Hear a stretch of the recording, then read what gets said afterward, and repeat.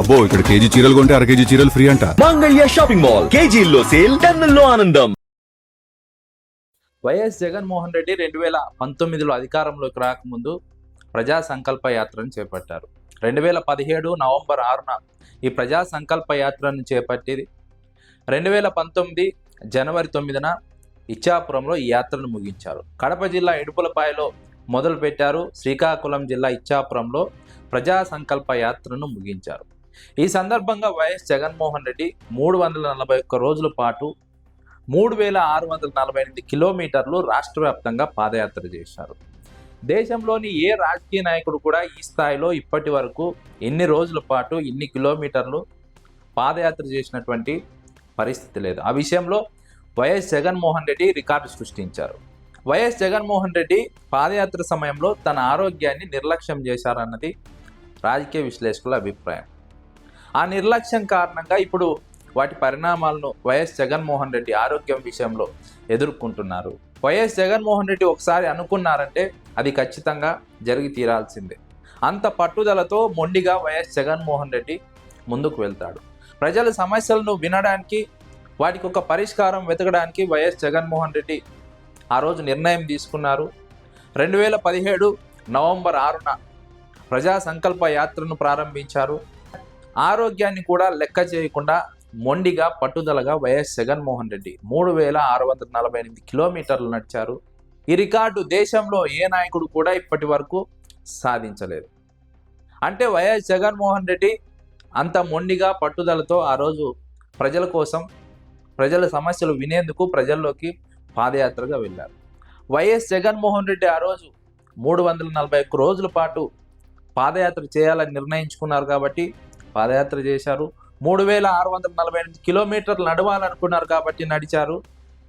2 కోట్ల మంది ప్రజలను కలవాలి, వారి కష్ట నష్టాల్లో భాగం కావాలి, వారి సమస్యలు వినాలి, అధికారంలోకి వచ్చిన తర్వాత వాటికి పరిష్కారం చూపాలి అని ఆ రోజు నిర్ణయించుకున్నారు కాబట్టి 2 కోట్ల మంది ప్రజలను కలిశారు. 1000 కిలోమీటర్ల పాటు నడిచారు. తన ఆరోగ్యాన్ని కూడా లెక్క చేయకుండా వైఎస్ జగన్మోహన్ రెడ్డి ప్రజా సంక్షేమం కోసం ఆ రోజు పరితపించినటువంటి నేపథ్యం. ఆ సందర్భంలో వైఎస్ జగన్మోహన్ రెడ్డి తన ఆరోగ్యాన్ని లెక్క చేయలేదన్న విషయాన్ని ఇప్పుడే మాట్లాడుకున్నాం. ఆ తర్వాత అధికారంలోకి వచ్చారు. 5 ఏళ్ల పాటు సంక్షేమ రాజ్యాన్ని కొనసాగించారు. ఇప్పుడు 2024 ఎన్నికల్లో తెలుగుదేశం పార్టీ మోసాలు, అబద్ధాలు ప్రజలు నమ్మడంతో జగన్మోహన్ రెడ్డి అధికారాన్ని కోల్పోయారు. ఇప్పుడు వైఎస్ జగన్మోహన్ రెడ్డి మళ్ళీ పాదయాత్ర మొదలు పెట్టిపోతున్నారని సమాచారం అందుతోంది.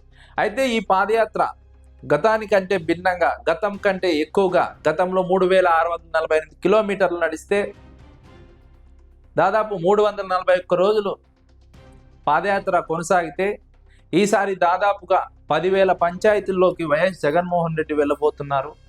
దాదాపుగా ఈ పాదయాత్ర 3 ఏళ్ల పాటు కొనసాగుతుంది.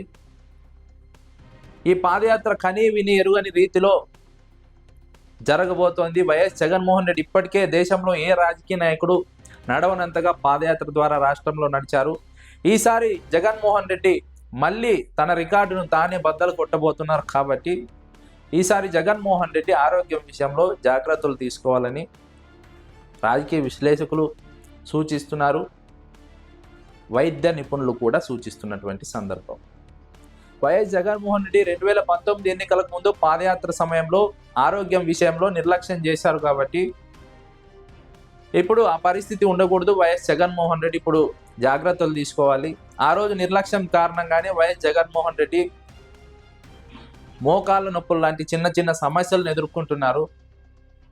ఇప్పుడు సుదీర్ఘ పాదయాత్ర చేపట్టబోతున్నారు. 3 ఏళ్ల పాటు కొనసాగుతుందని సమాచారం అందుతోంది. 1000 కిలోమీటర్లు, 10,000 పంచాయతీల్లో పర్యటించబోతున్నారు కాబట్టి ఇది దేశ చరిత్రలోనే కాదు, ప్రపంచ చరిత్రలోనే ఒక రికార్డు కాబోతోంది. కాబట్టి వైఎస్ జగన్మోహన్ రెడ్డి ఇప్పుడు ఆరోగ్యం విషయంలో జాగ్రత్తలు తీసుకోవాలని వైద్య నిపుణులు సూచిస్తున్నటువంటి సందర్భం.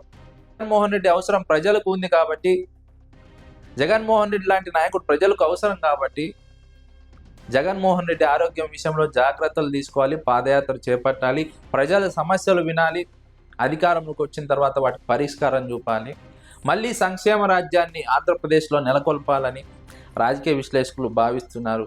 కాబట్టి వైఎస్ జగన్మోహన్ రెడ్డి ఈ విషయంలో జాగ్రత్త వహించాలన్నది ఒకవైపు రాజకీయ విశ్లేషకులు, మరోవైపు ఆరోగ్య నిపుణుల సూచన.